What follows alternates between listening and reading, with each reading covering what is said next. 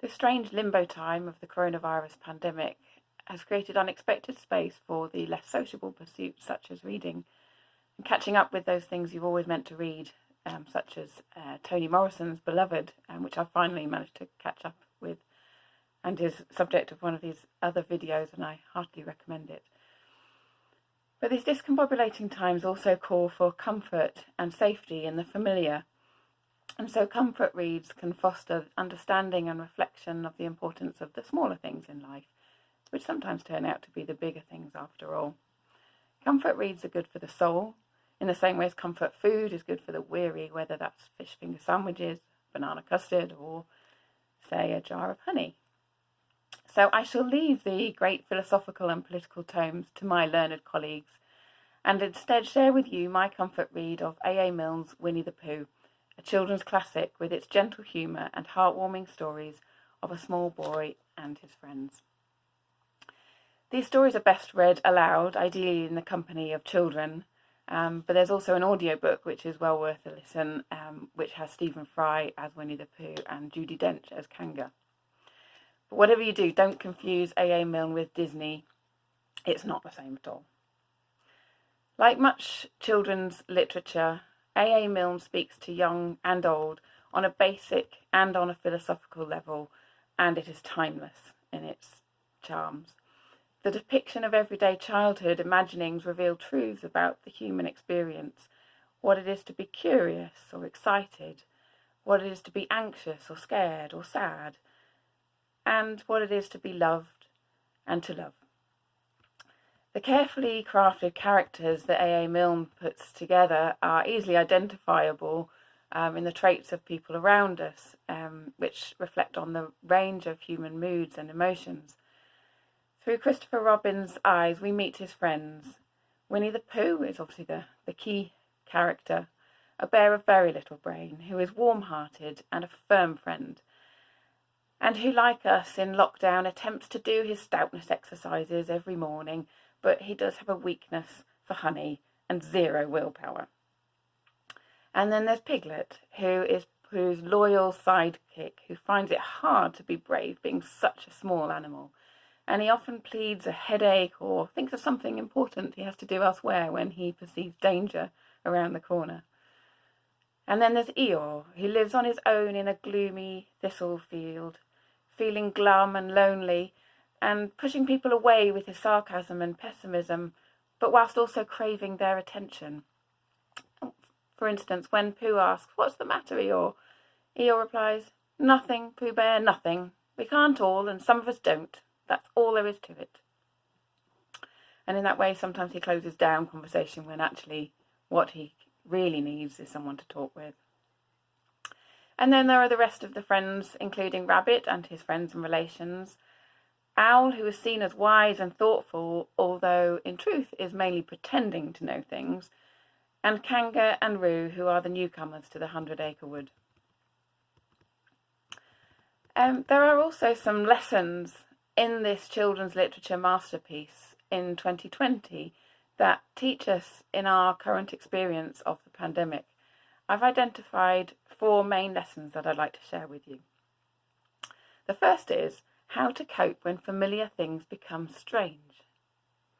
So when Piglet is scared out of his wits because he thinks he and Pooh have caught a heffalump in their trap, but it is actually only Pooh transformed into something monstrous by getting his head stuck in a honey jar.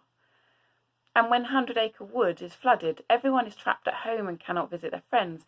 It feels very much like lockdown, but the friends rally round to help in their ingenious ways, such as turning an umbrella into a rescue boat. I think we've seen that same positivity and can-do pragmatism in how we cope with strange times when the familiar becomes unfamiliar. A second key lesson, I think, is how to make the best of a bad situation. Christopher Robin's friends, especially Pooh, give us many examples of making the best of a bad situation by looking for the positives and sometimes resetting their expectations. For example, Eeyore's birthday could have been interpreted as an unmitigated disaster, what with there being no party, no cake, and his only presents being an empty jar, because Pooh accidentally ate all the honey, and a piece of damp rag as Piglet tripped and burst the red balloon he was bringing to Eeyore. Surprisingly, it is Eeyore who looks on the bright side, delighted to have been given a useful pot to keep things in, and a thing to put in it. And many people have coped with birthdays and special events during lockdown, and again come up with ways to make that day still special and memorable. Another example is at the end of the book. Piglet asks Pooh, "What's the first thing you say to yourself when you wake up in the morning?" And Pooh replies, "What's for breakfast?" "What do you say, Piglet?" "I say, I wonder what's going to happen exciting today," said Piglet, and Pooh nodded thoughtfully. "It's the same thing," he said. So, keeping positive and looking for the bright sides can help. The third lesson is how to get along with others in a crisis, and I think we've seen lots of examples of people doing exactly that, thrown together with people they didn't necessarily anticipate to spend several weeks with under the same roof.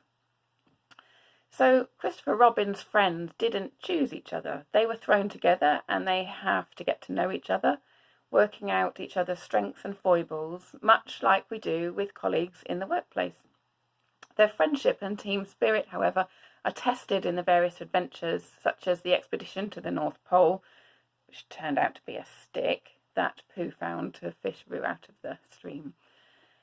They are also tested when newcomers enter the wood, such as when Kanga and Roo join the clan, against whom Rabbit organises meanly a mission to make the strange animals leave again because he doesn't understand them, along with their funny ways and carrying their young in their pockets, of all outrageous things. But once they get to know the new family, they become closest friends, especially Rabbit, who found a common interest in jumping. So a similar story also is unveiled in the coming of Tigger in some of the later tales. And these show that getting to know people, taking them as they are, and incorporating them into their communities is a positive thing. And finally, fourthly, there is a salutary tale in Winnie the Pooh about how not to overeat in lockdown. Sadly, Pooh's penchant for honey gets him into trouble when he visits Rabbit, who has a small front door. Pooh eats more than a little something, and he finds himself stuck in the rabbit hole and has to go on a diet for a whole week, whilst Rabbit uses his back legs as a towel rail before Christopher Robin and his friends can pull him out. "It all comes," said Pooh crossly, "of not having front doors big enough." "It all comes," said Rabbit sternly, "of eating too much." "I thought so at the time, only I didn't like to say anything," said Rabbit, "that one of us was eating too much, and I knew it wasn't me."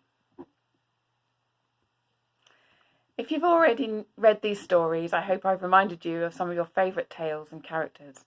And if you haven't encountered them before, I hope I've inspired you to seek them out and enjoy their simple delights for some light relief in these difficult times, to take comfort and stay safe. For a final word, I'd like to read to you the opening lines of Winnie the Pooh, which I hope will give you pause for thought as you navigate the various day-to-day stresses of life.